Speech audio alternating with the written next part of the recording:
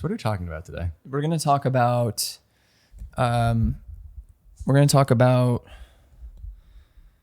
making the right decisions instead of just saying yes to everything. How to say no. Yes. Nice. Are you recording? You got it. Yes.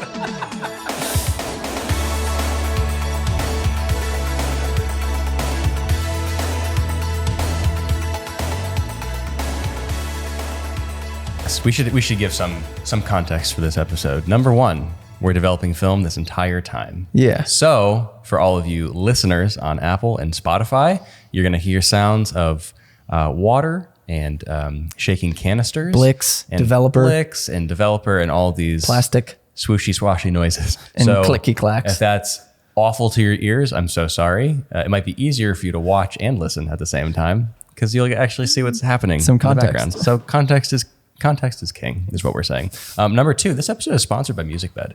We love them very, very much. Yes, we do. Eric, what is Musicbed? Musicbed is a music licensing platform. I've been using them for over 8 years at this point. They're my favorite music licensing platform on the internet. There's a lot of them out there these days, but I think it's pretty safe to say Musicbed is like the champion of them all with the highest quality music. And use them for all of my filmmaking work, whether it be weddings or commercial, YouTube, this podcast. YouTube videos, rally caps. We use it for Instagram videos, all sorts of stuff. I think a lot of people are confused as to like what is acceptable use for music licensing because like places like TikTok these days, it feels like you can just kind of use whatever and get away with it. Right. But if you're actually licensing music for commercial work or putting stuff out there and you don't care for the idea of being sued. Yeah. If you're an illegal kind of person, just a law-breaking citizen, and you don't care, that's fine. It's not, but it's fine also. luck. Yeah, have fun with that.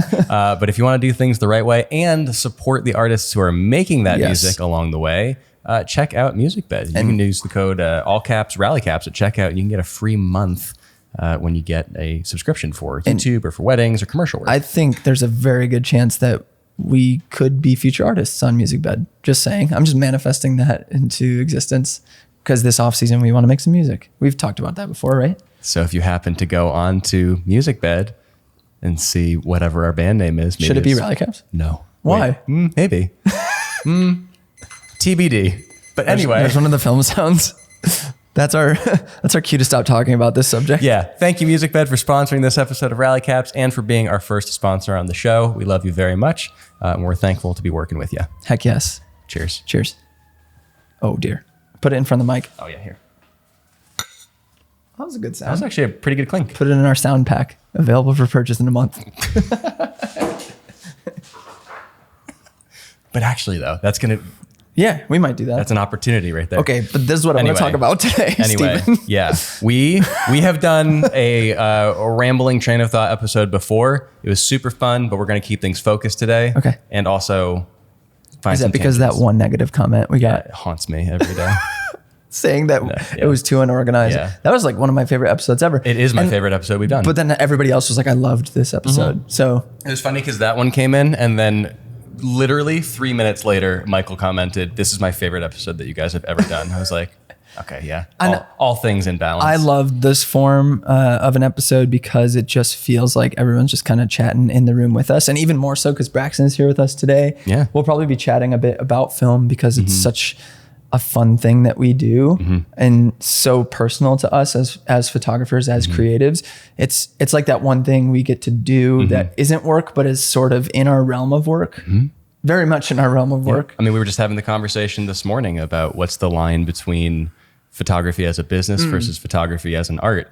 And I think a lot of people that are photographers and are business people, they have two sides of it. They can treat it as their main job. Well, let's break it down.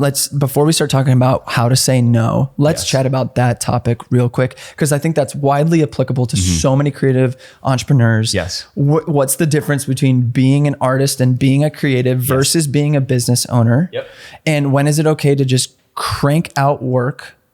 And when is it okay to go through something with a fine-tooth comb and put it in your portfolio and consider it art?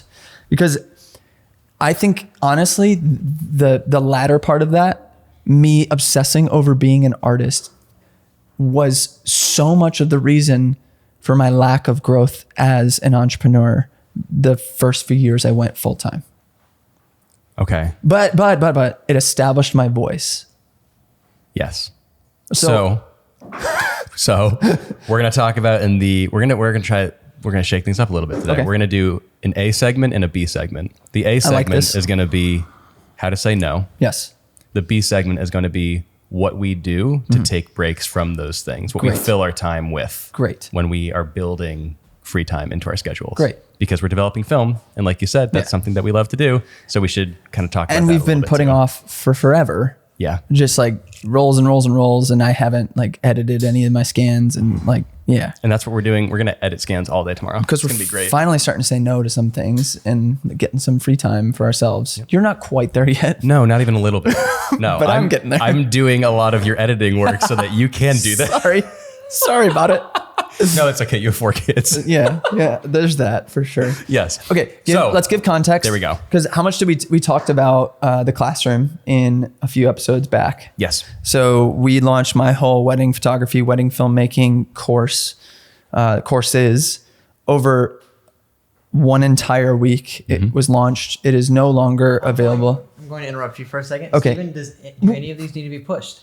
No, sir. None of my rolls of film need to be pushed. Awesome. This feels so formal.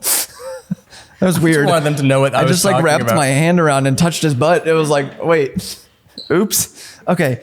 I like the standing energy. Yeah, we haven't pretty cool. stood in podcast. Give some context to what Braxton is doing right now. He's putting all of the film in a dark bag and he's cracking open the film and then he's putting them onto reels, which will then go into a tank where he does all the magic potions. We just showed them. Yeah, and then we'll describe it to the listeners. So here we have a roll. I'm way too short. I'm on my tiptoes. So we have a roll of 120 or medium format film, and we're going to all in this dark bag, of course, because if it gets exposed to light, it's ruined. We're gonna put them onto these reels, and then from the reels, we'll stick all of these reels into this tank. And then you develop them. Yep, you put developer and Blix and you rinse it and finisher and squeegee and we'll probably show some of those things as we go. You'll see me behind Steven if he doesn't block me completely. So there's 2 really popular forms of film. You have the medium format 120 and then you have 35 millimeter, which is the most popular. And that's what you find in like disposable cameras, the ones that you don't throw away like Aaron in the office. Oh my gosh. What a Disposable shame. cameras are fun. But I hate that you have to throw them out when you're done. Okay. So we did the classroom. That whole workshop it's not a workshop, it's a course, full-blown course. Yes. Not for sale anymore. No. Nope. Hoping to launch it again in the future sometime. Yep. But we launched it for 1 week only. Have no idea when that will be again if we launch it again. If we're able to, yeah. Because of the amount of work that it is. It was an insane effort to get that done. Yeah. So that's the context for all this because we plopped that in the middle of a normal year. Yep. Right? Like a normal amount of work in a year. And arguably more than the normal amount because we got so much stuff pushed to 2021 from 2020. The double wedding season, a lot of things happening, your family growing, us moving to Chicago, overlapped with a lot of just me running a marathon, a lot of life, New York City. Life changes were happening. And we also did one of the largest projects in any of our careers. And it was insane. All while trying to keep Rally Caps alive. Rally Caps and YouTube videos on your channel and your Patreon and all of these things that demanded consistency. So I think there's value in the criticism of that negative comment in our other episode because it was just like, okay, this is just 2 guys like flexing about all the cool things that they're doing and you're just rambling. While I understand that perspective, I'd like to challenge it in that we're literally just here just trying to be transparent about the things that we're doing in the place of life and business that we're in right now. What we're learning in that process so that we can be first inspiration to people who want to be doing a lot of things, but also then warning those same people and people who are as busy as us. This is what you should probably try to avoid. Yes. And this is how we try to make our business sustainable so that we're not fried. Yeah. Okay. And we fail at that all the time. Yes. Yeah. Okay. With that though, I feel like this whole year has panned out to be pretty much exactly what I thought it would be as far as how stressful it would be. I've had similar years to this with how much work and how much stress and how much backlog there has been. But I had so many conversations with my wife, Spria, about how insane that season would be with training for a marathon and releasing the classroom. And we did not do it on the timeline most people do. Most people take 6 to 8 months to build something like that. We did it in like 3, 4. I think we did it maybe. in like 6 weeks. Yeah. Yeah. Well, the That's filming generous. and editing. Yeah. 6 weeks. Yeah. Yeah. We did a lot of the prep work in like Early 3 to summer, 4 but- months prior. But it took a long time for all of us to be free and available and like And living here. to get the ball rolling. Yeah. Yep. Like you had to move here. Yeah. So since with that being the case, it was wildly successful with what we were able to do and how much hard work we put in such a short period of time. What now we're having to deal with is, tons of people are asking like, when is it going to be available again? I can't afford it this time around, that kind of stuff. And we're just saying we can't commit to any specific timeline.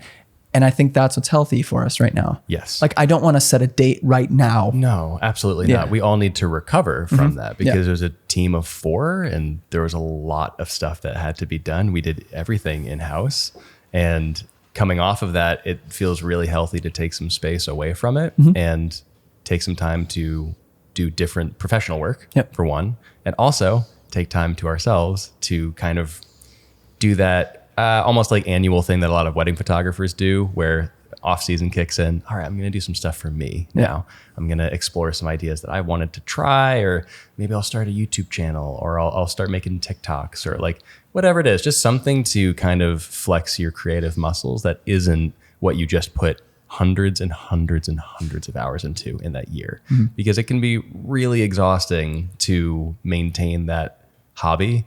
That professional hobby is what it is. Yeah. And not feel some level of like, oh, I lost a lot of my like drive this year because I put everything into my work. Like my work isn't just something I'm clocking in like 9 to 5 and then I go home and leave. It's like, it's with us all the time. And so this is a great time to reevaluate a lot of that and kind of, I'd say like reassess like what you want to be doing going forward and how you want to change things. You make a lot of mistakes along the way. You learn from them. And so now that we launched a ridiculously robust online course, great, did it, learned a lot from it. And now we're working on a pretty large commercial project with Mike now. And that's like another different thing related, but different type of project that we can tackle and learn from and get better at and hone skills in. And But the outcome of that project is 3 deliverables on video. Yeah. And it's the same amount of time frame. Yeah. So I think it's going to be okay split amongst 5 people. if not more. Yeah. Yeah. Yeah. No, but like it's Learning. But like they're not the same thing. Expectations are different. Yeah. They're not the same thing at all. Not even a little bit, but like just like in the nature of doing things and learning from them and getting better along the way and trying different things that are maybe outside of your wheelhouse. Like I think in some ways we're all going to be pushed outside of our comfort zones working on this project.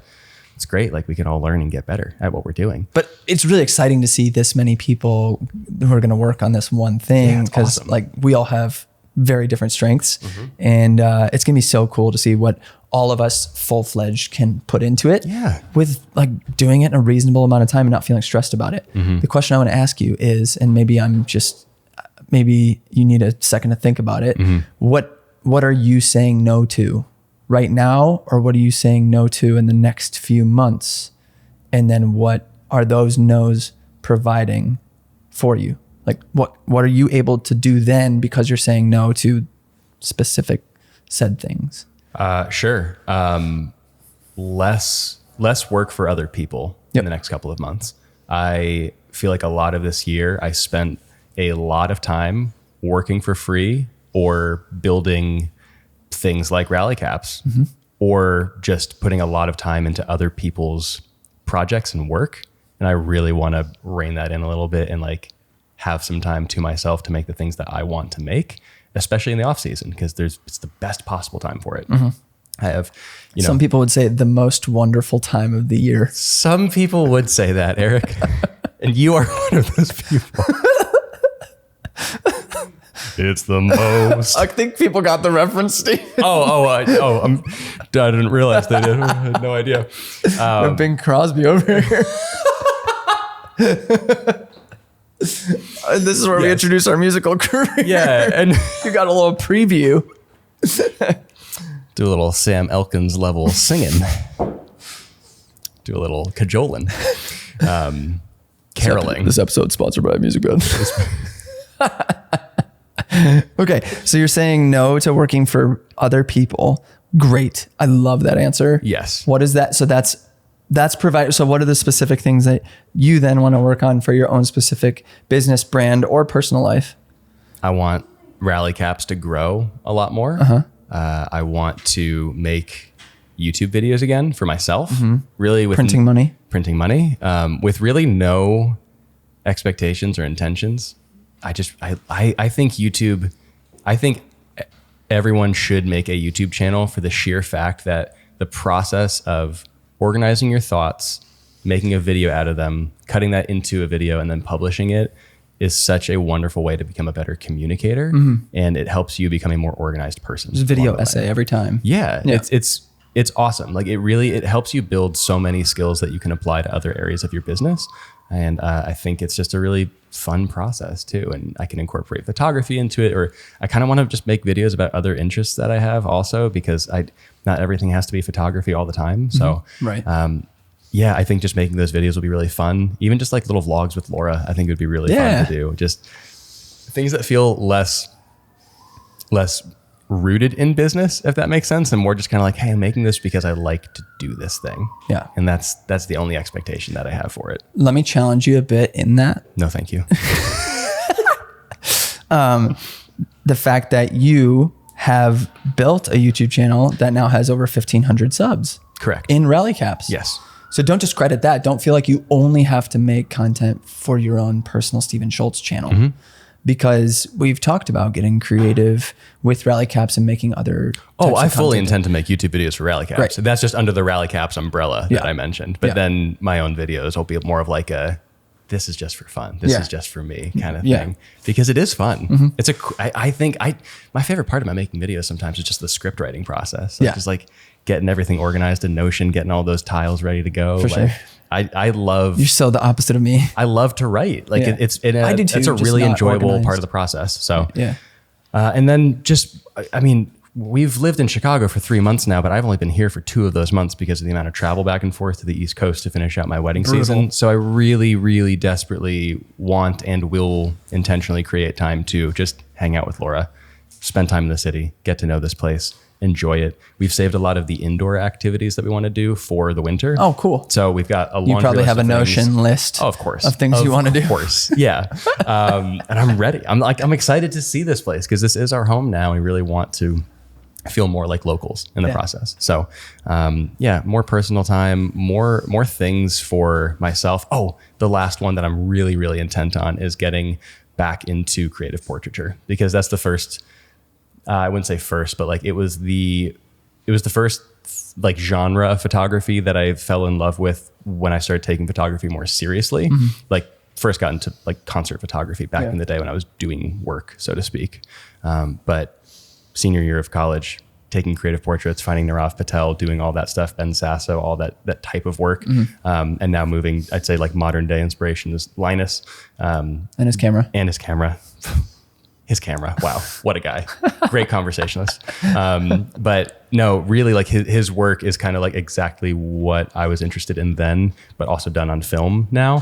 And I'm interested in film now and actively shooting it, and intend to do a lot of studio sessions here, experimenting with different lights and things, and trying to bring more images to life that start in my head. And then I very intentionally try to create that image and just pull it out and make it happen.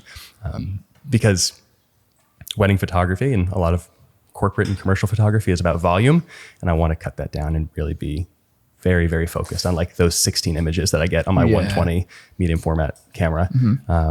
It just feels a lot slower and refreshing because man, putting out, 100,000 images a year kind of thing is just exhausting. Yeah. So Yeah, it seems like not your speed at all. No. Which it's good to see you start to clarify some of what you want to do for your future when it comes to the medium of photography, because you are just seeing, as a close friend of yours, seeing the crux of your career right now. It's like you could go 5 different ways. You could go into podcasting, you can go into design, you could go into web design, you can go into YouTubing, you could do all these different things, which is great. You're now a Swiss Army knife, and this whole year was you building that.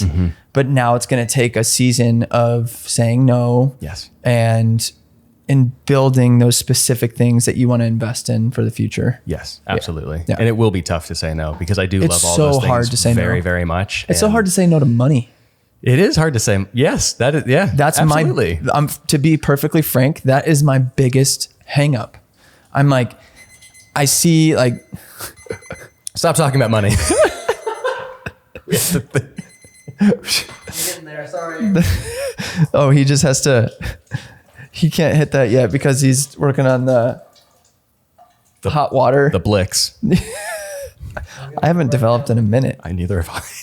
And what's funny is you're talking about slowing down and stuff. He's literally working on that 120 that you're exactly what you're talking about right behind you. Yep. Have you ever actually gotten your hands on the tank yet? Yes. Okay. With 35, not with 120. Not with 120. Yep. Comes out green after the first rinse. The 120 does? Yeah, it's weird. Oh, weird. Yeah. Not always. Not always? Every single time I've done it, it's been green. So Does he do it right? conflicting stories. Maybe it's only because I've processed Portrait 400 or something. It's probably all the green ink on your hands when you put your hands in the bag. Yeah. That could be 120 it. can definitely turn out green. Yeah. But that also has to do with like. Yeah, just talking to the microphone.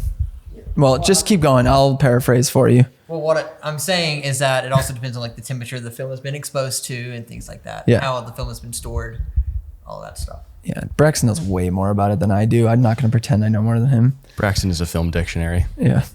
But so that's really exciting. But then I'm just going to keep challenging you this whole off season to keep being like, hey, are you saying no?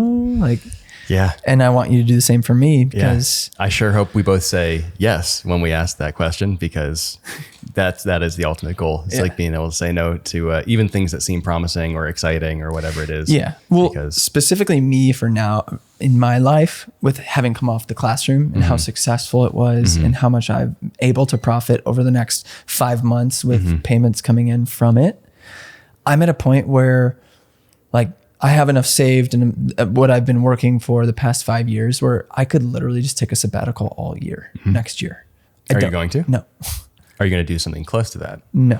Okay. I don't see that in my future anytime soon. Okay. I see that more if I'm ever going to take a long stinted sabbatical. I don't know if I'd want it to be an entire year.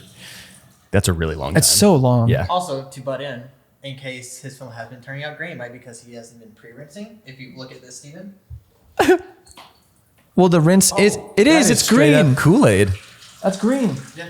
Yeah. Isn't that proving my point? Or are you saying the negatives turn out green? No, I'm saying the water turns out green. Yeah. Oh. No, That's very green. I know. Negatives are turning out No. I thought so too, No, the negatives do not turn out green. I was like, oh, dang, that's a bummer. No, it's just that first rinse turns out green where 35 it doesn't. That is a very strong green. I know. It's weird. It looks like it's from Ghostbusters or something. 35 doesn't do that. No. Yeah. Okay. So going back to the conversation of it's so hard to say no to making more money. It can feel addictive. It can be like, Yeah. I mean, because when your career is established long enough, you're like, oh, that job could mean 5 figures for me. That sounds nice. And not having a realistic expectation of how much time that's going to take away from you spending time with your family, doing things that you love, training for a marathon if you want to run a marathon, shoot film if that's what you want to do. I've like shot very minimal film this year and it's made me kind of sad. So it's me trying to reckon with all of that. So for me, it's a whole lot of saying no to weddings, to shooting more weddings. Yep. And What's your cap on weddings for next year? my cap is like 13 and I'm at 11 right now. So I'm going to let like a few more sneak in. And then I'm just going to be done. Now, the beauty of that is if I build systems to outsource more, then it's fine. Like it's not a big deal to take 12, 13 days out of the year to work and then barely have to work on it in post-production.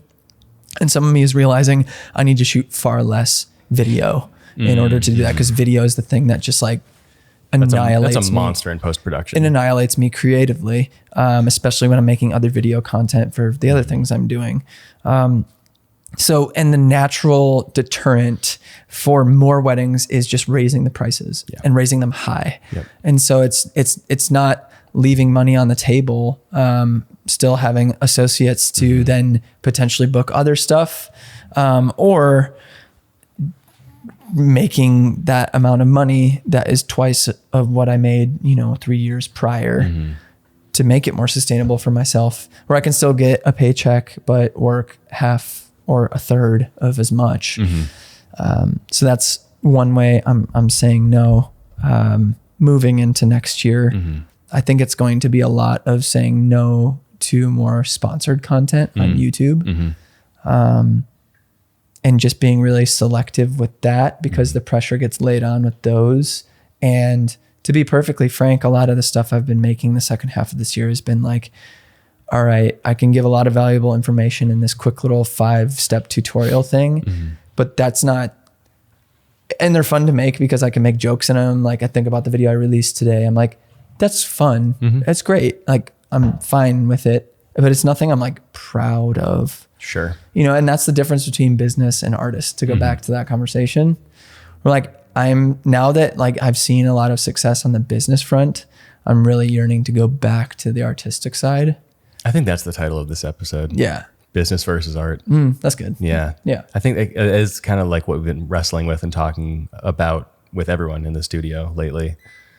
It's a necessary conversation that you need to find, I think, balance in it. There's no right answer for anyone. It's strictly up to the individual. Yeah. Because a lot of people can find a ton of business success by being extremely artistic. That's exactly it. Very skilled and pristine. And then they can sell their stuff and their services for just like an insanely high rate in comparison to the rest of whatever they're in.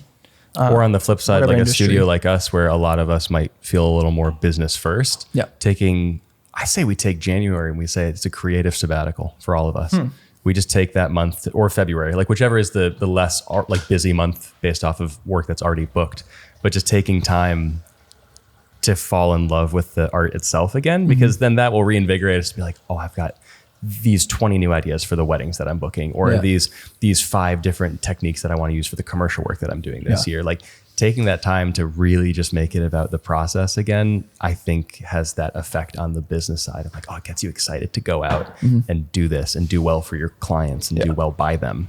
I know I'm desperately needing that right now. So that's why a lot of the winter stuff is like slow, personal, just like really doing it for fun.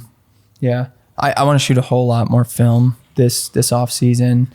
I'd like to read a good bit more. What's great is really? Yeah. Really? Yeah.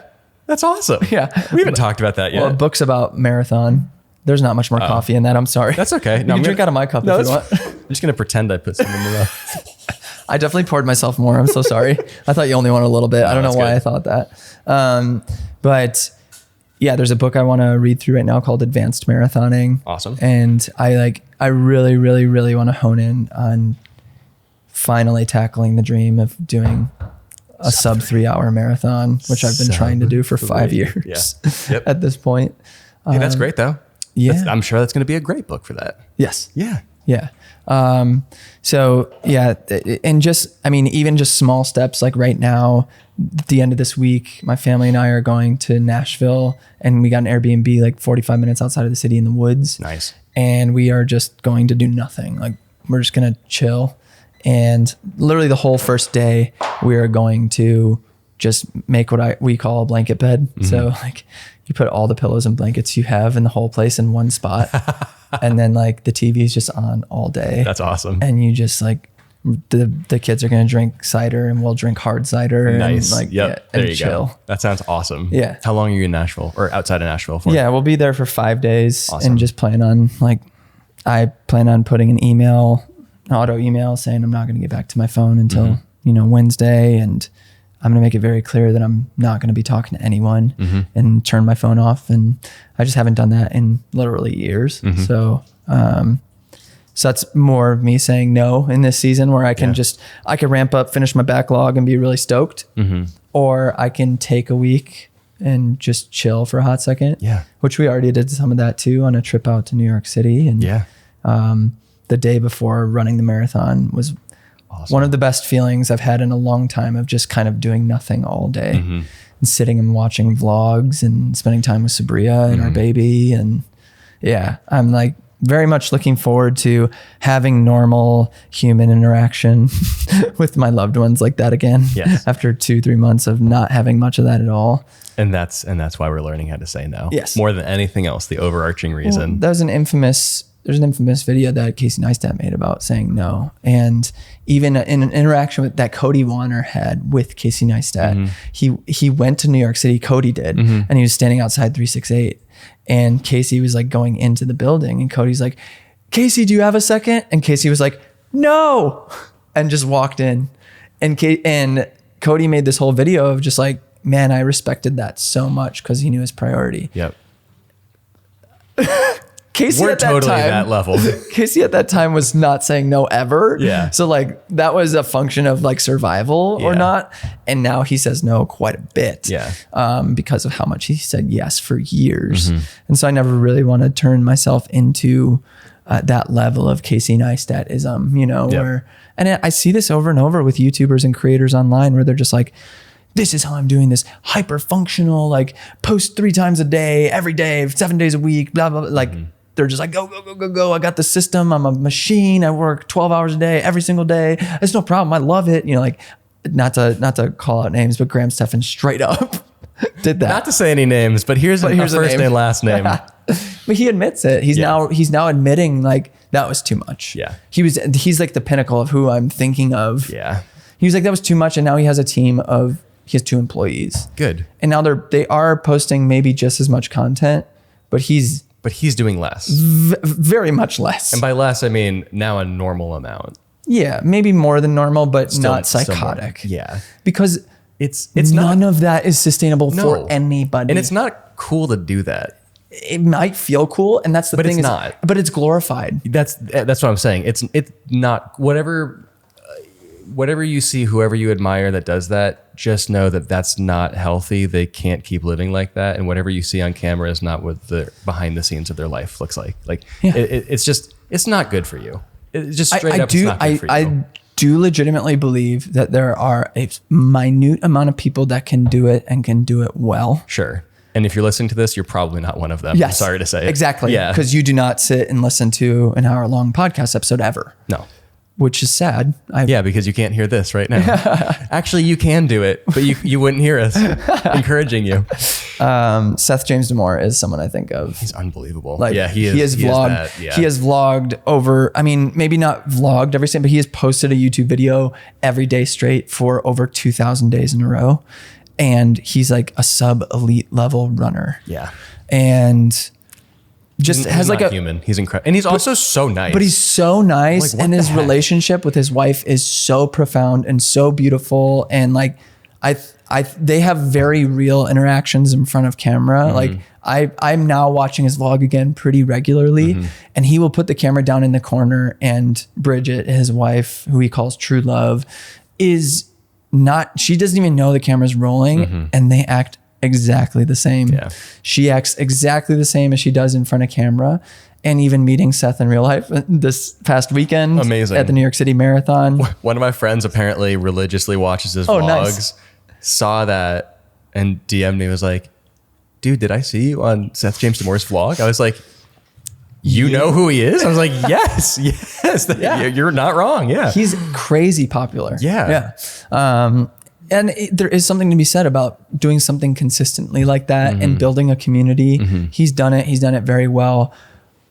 But I was just even reflecting on like, I don't know how many other relationships, like deep relationships he has outside of his family and outside of DGR, D'Amour Global Running, his community on YouTube. And if that brings him joy and fulfillment, kudos to him. Well, honestly, his vlog today, they had a bunch of friends over for dinner. So that was like cool to see. But that's the things I question where I'm like, I knew if I evaluate my life through that lens and thought of if I did that, I would not have any meaningful relationships in my life. Nope. Outside of my family. It's all about what you value at the end of the day. Right. What's important to you, where you want to put your time. So, and so to give a perspective of what we think is most healthy to most people, yes, is don't overextend yourself like that. Yeah. 99.9% of all people can't handle doing that and having a healthy life mentally, physically, relationally, business. Yep. By going that speed and pace. And that's so much more important at the end of the day. Yes. And as we go into the B segment, we're going to talk about how we're doing that. But you're going to hear that B segment after this commercial break. This episode of Rally Caps is brought to you by Musicbed, our favorite source for music licensing. You know, it's pretty surreal to partner with one of our favorite companies for Rally Caps. We've used their music for years and years on wedding films, on commercials, YouTube videos on my personal channel, and now we're even using their music for Rally Caps and Extra Innings on our Patreon. From the inception of an idea all the way to pressing publish, Musicbed plays an integral role in our entire creative process by providing amazing music to elevate all of our projects with. One of our favorite parts of Musicbed is how easy it is to use. Even with over 900 leading composers, bands, and singer-songwriters, it's so simple to navigate the site and find the perfect song for your project. You can search with specific attributes in mind, like the tempo, style, or instrument used, or even search specific keywords like cinematic, folk, or dope podcast intro. Well, maybe not the last one, but you get the point. Sometimes we just listen to the music on Musicbed for fun because it's that good. And if you're a music nerd, you can search songs by key and match songs across too if you'd like to mix and match. You can start a free account on Musicbed and browse all the same music we love to find what suits you best. When you're ready to start a subscription, use the code ALLCAPS@RallyCaps at checkout to receive your first month free when you purchase an annual subscription. Start unlocking the full potential of your work. Thanks again to Musicbed for sponsoring this episode of Rally Caps. Now, back to the show. All right, B segment. I like this structure, by the way. I think this might be fun for future episodes too. Yeah. An A and B side. B segment. What are we doing for fun to reinvigorate ourselves creatively? Let's just hash all that out. Braxton's developing film right now. Yeah. Maybe let's start there. Yeah. Definitely want to get my Leica M6 out a lot more. I have a Hasselblad 500cm medium format camera. Those two things. I also have a point and shoot. I wouldn't mind picking up another medium format camera for intentional portraits, kind of like what you were talking about. 6, 4, 5, 6. I don't think so. I think 6, 7. 6, 7. Yeah. Probably an RZ is what I'm thinking. Yeah, RZ. RZ with the 110, man. Yeah, something like that. So there's that for sure. I want to take running a whole lot more seriously this next year because when my body is healthy, I thrive in so many other ways. And when I stay disciplined to run outside of the waking hours of my family, it affords me time to be present and clear-minded and focused on what I need to do. Honestly, just building relationships. I was gonna talk about this story a bit with another New York City Marathon story. I got the honor and the privilege to meet Joe Greer at the New York City Marathon this year. If you're unaware of who Joe is, what are you doing here? Definitely look him up. He's like one of the most popular film and street photographers in today's age. Yes. And a wildly talented runner. And what was so cool about that interaction is, yes, we're thinking about doing some work with him and for him, which will be very cool, I'm sure, if it happens. Be hella flames, man. What I'm most excited about is to build relationships like that, where it's like, yeah, we might have this thing in common as far as creativity, artistry, work, but the fact that we were able to sustain like a whole 2-hour conversation that was almost exclusively about this other passion that we have I felt like I finally met my match on someone that's just as interested in marathoning as I am. Okay. Like all of my friends. We talk about it all the time. What are you talking? Like, you listen to me talk about it all the time. Match your enthusiasm about marathon running. You and Mike and Braxton just sit there and listen to all of it and nod your head. We so endearingly just, oh wow, yeah, wow, that sounds so good for you. Man, that sounds so tough. Oh, you threw cool. Wow, you threw up from running. Wow, that sounds awful. I mean, great. Great. Yeah, wow. So it was just so cool to, and even at like a similar level of intensity too, of speed and strategy and all those things. Like, yeah, homie's fast. Very. He got a 249 on his marathon, which is nuts, on New York's course, which is super hard. It's his first marathon. It's crazy. Yeah. So like I'm stoked to see what more relationships like that could be like, even just outside of photography, like YouTubers as well. Yeah. And YouTubers that aren't photographers or filmmakers. Yes. Like I would love to be friends with Seth or other vloggers that do other things. All right, but okay, hear those squeaks? Yo, speaking of film. Is this Steven's roll right here? I see 6x6. Actually, I think this is yours. Oh, it is. Yeah, it's birth. It's my nice. my child's birth. That's awesome. Yeah. I didn't know you shot on the Hossie. Yes. Nice. I grabbed a few more rolls of medium format out of the bin. So Beautiful. Yeah, that's amazing. Yeah, those will be really special photos. So we got a little squeegee action. Braxton's taking off the a lot of people frown liquid upon this, but it's fine. Yeah, get that ASMR squeegees. You want some ASMR? Okay. Yeah. Yes. Okay. I am happy you mentioned that because that is why, like 3 years ago, I wanted to start a podcast in the first place. Then I think we've talked about this many times. Yeah. Cy Moore's episode of Way Up North, their podcast. I still love his work so much. And I was so excited to listen to an episode of him talking about his work. Instead, I got an hour and a half of him talking about denim and gardening and fly fishing and his furniture company and everything that wasn't photography. And it was so refreshing to connect with someone and feel connected to someone that you admire in your industry on levels that are completely unrelated to that thing at all.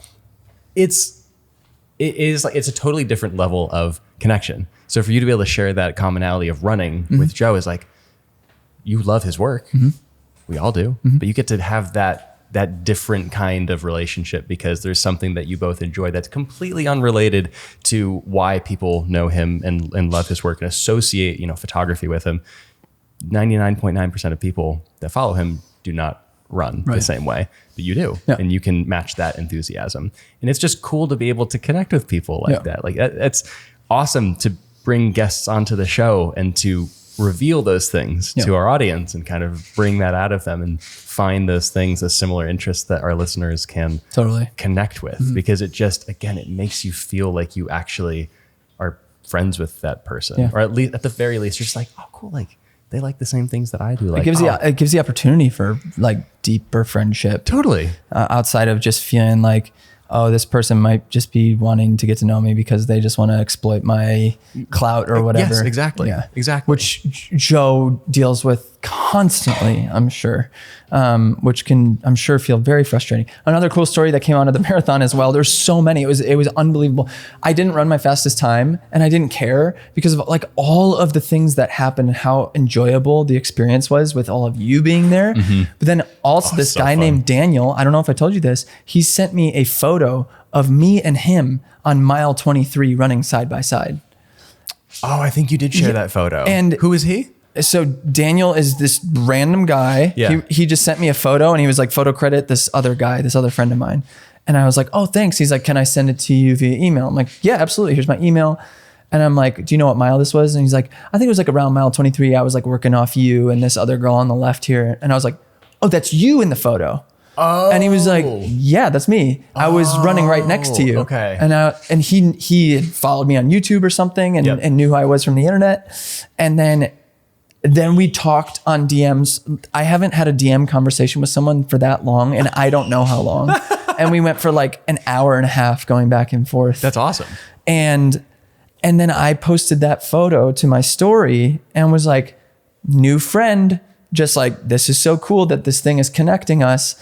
And then lo and behold, Jack Coyne, former guest of Rally Caps, goes, "That's my boy Daniel. No way. That's my friend Daniel." Oh my gosh. And it's just like, oh geez, like how connected are these worlds? It's insane. Is he related at all to the guys that we saw on the subway after? No. Okay. So then we saw Tom Black on the subway. Also Jack's friend. Yeah, who just happened to jump on the same exact subway car as us. And I went on a run with him with Jack last September. Okay. And then followed Tom's Boston Marathon this year. Tom's insane too. An absolute animal. Like, yeah, just, yeah. 2:30 marathon. Stupid fast. Yeah. Yeah. So enough of me talking about marathon, but like, but that's good though, because it's anyone so else who cool. runs here, Yeah. that's a touch point. That's a connection. And that's just, it's so cool to establish those things, because it makes all of this feel a lot more genuine and a lot less about, like you said, exploiting clout or just trying to use people to get further in your own career. But instead it's like, no, I genuinely like this. Like me liking raw denim has no bearing on my career, but it could be something that Sai and I talk about for an hour if we ever meet, because I genuinely care about that stuff. And he does too. And that's just, it's just cool to know that and it might feel really intimidating to talk to someone like that about photography. You're just like, you're way better than me. I don't feel like I can relate to you at all. Yeah. And I'm sure there's some component of them being like, yeah, you don't understand what it's like to do this book with this publisher and like all these things. Like, and you're like, yeah, I know. I don't. Let's talk about running. Totally. Anything else? Maybe. Anything else? Yeah. What's your B segment then? I think it's portraiture in film photography, as far as like the visual side of things is concerned. I also love reading fiction. I think that gets me really like in the frame of mind for writing also. Like the more I'm able to consume and just like chill and take my eyes off of screens, the more I'm able to, I think, output better when I am making those things. So yeah, reading fiction is just super fun. Like a lazy Saturday afternoon in the winter. I can see it right now. Snow is falling outside the apartment. Me and Laura it'll be chilling. insane. It's going to be beautiful. Oh yeah. Super cozy, fake fireplace playing on the TV. It's going to be awesome. No, but like stuff like that, playing and making more music also. Would love to write some original stuff here. Wink, wink. And also we'll probably get back into the rhythm of playing at my friend's church on Sundays again, because they're looking for more musicians. And that, I mean, music was my first love when it came to just expressing myself and being creative. So it'll feel really good to get back into that rhythm again, because again, it's really just fun. Yeah. That reminds me, I have to take my car. Not guitar. What? To take my car guitar. Take my guitar to Chicago Music Exchange to get restrung. And I need to buy a guitar. And you need to buy a guitar. So, but where does design land in all this? Yeah. Because that could very much be just as much work for you, but I know you're just as excited. Oh, wow. We got a little preview. Oh, sheesh. Preview of the 120 frames. Oh man, of New York. Wow, that's extremely cool. Oh man, that's the 800, baby. That looks awesome. What the heck? Thank you for that. Yes, sir. That's, oh my gosh, I can't wait to scan all of these. I know, it's like Christmas every time you scan film. I knew from this trip to like the 10 rolls that I shot in the past week, I'm like, I am These like are every fire single flames. frame on there. Yeah. I'm excited about. No like, cap flames. No capital letters here, except at checkout. Rally caps, all caps. Yeah. At Musicbed. Musicbed.com/rally caps. Where does design play into it? Because you designed for Samuel Elkins. I designed for recently for his Field Trips series on YouTube, and then his new one called On the Road. Yeah, there's some stuff there. I don't know how ongoing that work is going to be, but we've got a good repertoire now of different projects to work on and all that. Oh, that's my child, and my child holding my child, and my mom holding my child. Who's holding the child? A lot of people holding the so child. many people holding people. That's beautiful. It's so cute. I love it. That one of Theo's awesome. Yeah. So yeah, Sam done design work for Rally Caps, for the classroom. Yep. And then my friends Joe, Carl, and Mark, all photographer friends from the East Coast, all want me to do design work for their photo businesses. I'm in the process of working on all three of those. And then Gene wants to hire me for commercial photography, branding, Mila even mentioned something about that. So that I'm going to have to just figure that out as I go, to be honest, because it's a totally new territory. I've could literally just turn into a whole new career for you. It could if I took it seriously enough. And that's the intimidating thing. Except that it actually would, like you would do it and do it well. Well, thank you. I appreciate that. I could see you taking that and going full steam ahead with it, to be honest. It'd be really fun. It'd be I'm such not a shift, disinterested in that. But or melding the two. Yeah. If there were a world where I could design and take photo client projects on like a specifically like film or like very intentional basis, like a slower pace, write and help direct or produce commercial stuff and almost like use a camera less and like use different formats a little bit more to help direct and do like more vision casting or writing or designing. You could do branding for anyone now. Yeah, it'd be really fun. Branding and marketing. Yeah. Or at least content for marketing. And that I will absolutely be doing that throughout the winter, because that feels right now the same way shooting my first weddings did when I first started shooting. Yeah. It's got that same excitement around it. It's brand new and I want to run with that while I still feel that excitement. And then when I've done maybe 10 client projects, see how I feel about it then, and then kind of reevaluate if I want that to be a regular thing that I have a workflow for. But are you only onboarding clients? Are you only going to allow those first jobs to be the way you practice doing it more, or are you going? Oh no, I'm going to do it for myself. Do you want to do just it for with fun. tangible paper and pen? Do you want to get an iPad and a stylus? I will. So I actually, that's a great question. I bought an iPad Pro in September, had it for 2 weeks, and decided that for my design workflow, and just first of all, I don't think the iPad is like robust enough for the stuff that I need to be doing on the go. Shots fired. Yeah, because it doesn't do file management well, and when you're backing up thousands of wedding photos on the go, you need to have a bulletproof backup workflow for that. That's really the one, like the weakest area, in my opinion. And I think most other people that use the iPad would agree with that as well. But even from a design perspective, I've realized that I think the iPad will be so I'm going to get an 11-inch Pro instead and use that as an accessory to using Illustrator, because I really like how like there are a lot of like hotkeys and shortcuts that I already know in Illustrator, and it just feels really fluid already. And the difference, I think, a lot of design, like graphic design, in a lot of ways works a little easier with keyboard and mouse. And then illustrating is like its own category where that feels nicer on pen and paper and you scan it in, or you just draw it in Procreate. Because Procreate is not nearly the same app as Illustrator is. And there's a lot of differences that I kind of finagled as I experimented with it. So I think for the more like hand-drawn type projects, I'll use an iPad and then even bring those designs then into Illustrator and refine them a little bit with some of the tools in there. And then from there, just kind of like figure out a good workflow between the two. But the iPad's an amazing tool. I'm excited to get one back in hand because I really loved having one. It just wasn't the laptop replacement I was hoping it would be. So I'd rather have a smaller iPad to go with a larger laptop, bring both on the go, and then just have those two to kind of bounce between. Because I think it's kind of impossible to get rid of the Mac OS, like the desktop software experience. So in the realm of that subject, I finally your laptop. Bought my laptop. Got me 16 inch 16 inches of laptop. M1 Max 64 gigs of memory.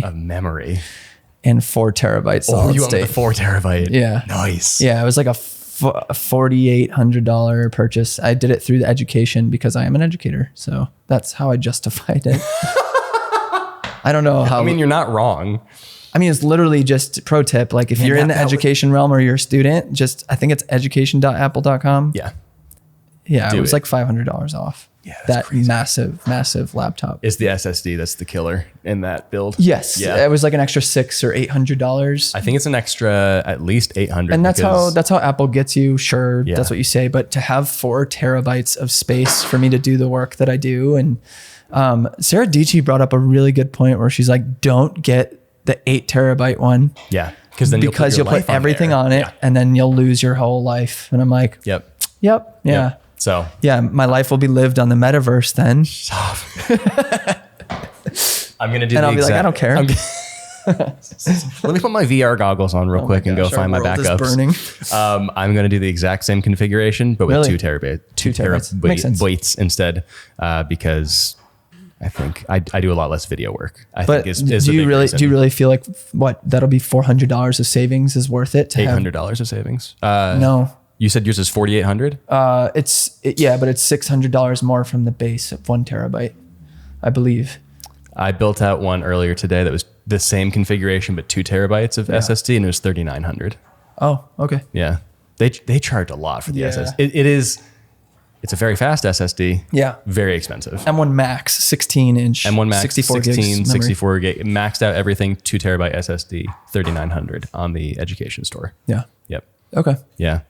Which I just do a lot less video work. Yeah. That's the biggest thing. Yeah. Like the R5 files when I get one will be large, but like SSDs are cheap. The fact that you could just I could just dump a ton of raw footage onto the computer. That's amazing. And then just edit it and not have to transcode anything. It's awesome. Okay, we're getting way too nerdy. Yeah.